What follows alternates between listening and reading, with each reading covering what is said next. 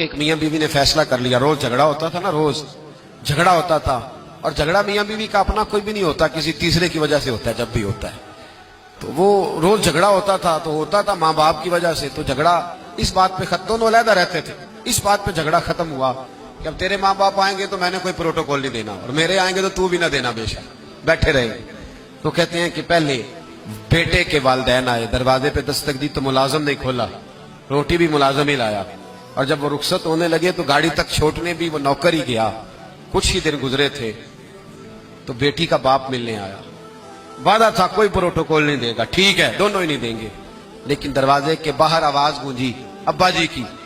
بیٹی کے ہاتھ میں پلیٹ تھی، وہ ڈھب سے گری، ٹھا کی آواز آئی، دوڑی گئی، دروازہ کھولا، میرے ابا جی آ گئے، بٹھایا بھی، کھلایا بھی، چھوڑنے بھی گئی۔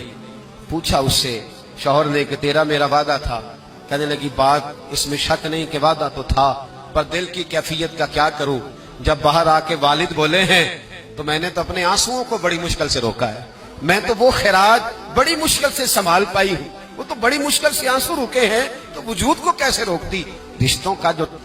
کا جو آپس کے اندر گہرائی ہوتی ہے اس کو ہم کیسے توڑ سکتے ہیں؟ یہ ہمیشہ رہتے، انسان کو یاد آتا۔ دیکھیے کوئی بلا سکتا ہے کہ بچپن میں میں اپنے بہن اور بھائی کے ساتھ کھیلا کرتا تھا، وہ یادیں روز اسے آتی ہیں، وہ روز جب لیٹتا ہے تو وہ داستانیں اس کے ذہن میں آتی ہیں۔ کیسے ان تعلقات کو ختم کیا جا سکتا ہے؟ رشتہ داروں کے، بہن بھائیوں کے، میاں بیوی کے جو حقوق ہیں یہ سارے اپنی اپنی جگہ پہ رہیں گے تو اچھا گھر، اچھا خاندان، اچھا معاشرہ تشکیل پائے گا۔ لہٰذا فیملی کا کوئی ممبر بھی، خاندان کا کوئی رکن بھی کبھی بھی کسی رشتے کے بارے میں یہ رویہ نہ رکھے کہ اسے توڑ دیا جائے، اسے ختم کر دیا جائے۔ ہاں